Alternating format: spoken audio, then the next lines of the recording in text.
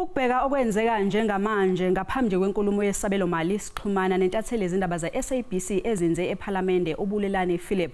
Bulelani, sikwamukele endabeni zasemini. Sicela usibeke esithombeni ngokwenzeka njengamanje ngaphandle kwehholo laseKapa.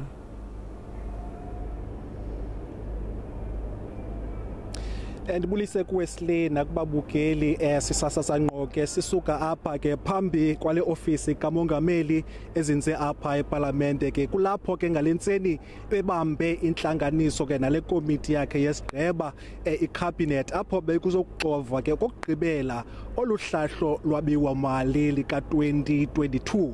Dithetha nawe nje umphathiswa wezimali umnumzana uInogodongwana ebesandula ukunyuka ke apha eyokujonga amalungiselelo kokugqibela kweli holo azawuthi anike kuyo lentetho yezimali yeli.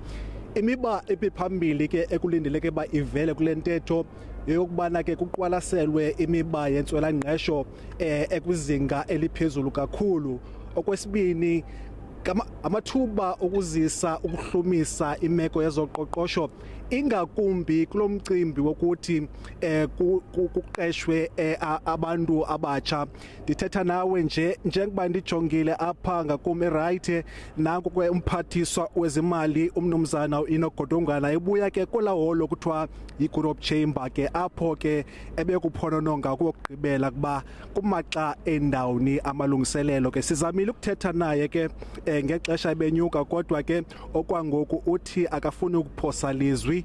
Wonke umuntu makalinde lentetho yahlihlo lwabiwo mali aza kuyinika ke ngentsimbi yesibini namhlanje.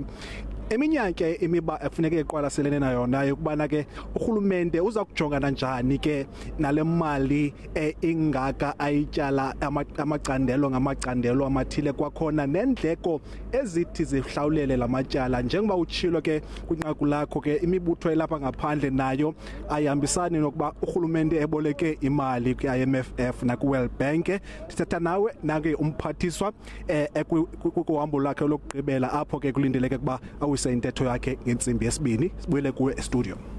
Sibonge kakhulu ke Bulelani ngesikhathi sakho.